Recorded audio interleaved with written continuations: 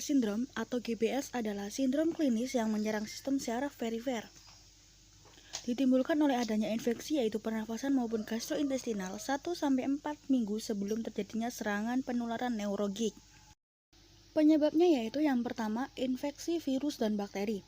Yang kedua, vaksinasi influenza yaitu A, H1N1. Yang ketiga, pembedahan atau anestesi. Yang keempat, penyakit sistemik dan juga penyakit keganasan.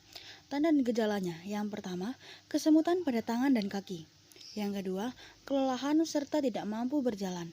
Yang ketiga, pada fase lanjut akan menyerang otot-otot pernafasan. Selanjutnya, mari kita simak patofisiologi dari Guillain-Barré syndrome ini. Due to a process called molecular mimicry, and this is where the B cells of the immune system create antibodies against the antigens on the pathogen that's causing the preceding infection. So if they've got a Campylobacter gastroenteritis, the B cells of the immune system create antibodies against that Campylobacter. And these antibodies also match proteins on the nerve cells. They may target proteins on the myelin sheath of the motor nerve or on the nerve axon itself. And this damage to the nerve cells, because of these antibodies against the nerve cells, create the neuropathy and the symptoms.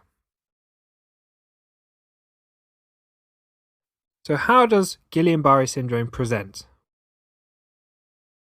Well, it presents with a symmetrical ascending weakness, which starts from the feet and moves up the body. There will be reduced reflexes, because it's a peripheral neuropathy. There may be peripheral loss of sensation or neuropathic pain.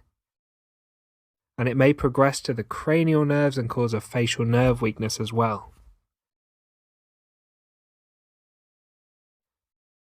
Kasus yang kami ambil yaitu pada wanita dengan GBS yang telah masuk ke fase lanjut, di mana ia telah mengalami gangguan pada neurologis, pernafasan, serta gastrointestinalnya.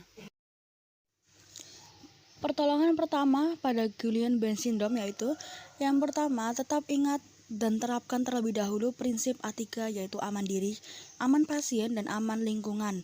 Kemudian jika semua sudah aman maka bisa dilanjutkan dengan sistem ABCD. Yang pertama yaitu A, airway. Biasanya terjadi gangguan jalan nafas yaitu seperti depresi pernafasan. Karena pada kasus GBS tahap lanjut seperti yang dialami oleh pasien mengalami gangguan pernafasan. Kemudian yaitu dilakukan dengan penanganan pernafasan atau membersihkan sumbatan pada pernafasannya yaitu dengan teknik jaw thrust. Selanjutnya yaitu yang kedua B, breathing. Pada pasien terjadi pola nafas tidak efektif dengan frekuensi nafas 28 kali per menit, kemudian terdengar rongki karena sumbatan tadi, lalu saturasi oksigen yaitu 98%. Nah, di sini kita akan dilakukan pemasangan ventilator dengan mode ventilator 2 pap. Kemudian C, circulation, dilakukan pengukuran frekuensi nadi, irama, tekanan darah, CTR, perfusi HKM, kemudian suhu, biasanya tidak terjadi pendarahan, dan juga penanganan dengan pemasangan IV line, kemudian menstabilasi fungsi kardiovaskular pasien. D, disability, yaitu mengevaluasi singkat terhadap keadaan neurologis dan menilai tingkat kesadaran, ukuran dan reaksi pupil pasien, tanda-tanda revitalisasi, dan tingkat cedera spinal. Yang selanjutnya yaitu E, exposure, membuka keseluruhan pakaian pasien guna untuk memeriksa dan evaluasi pasien. Setelah pasien dibuka, penting bahwa pasien harus diselimuti kembali agar pasien tidak hipotermia.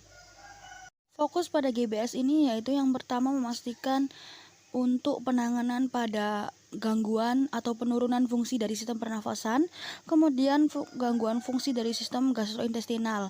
Di sini biasanya pasien mengalami masalah yaitu tidak dapat mencerna makanan karena penurunan syaraf perifernya.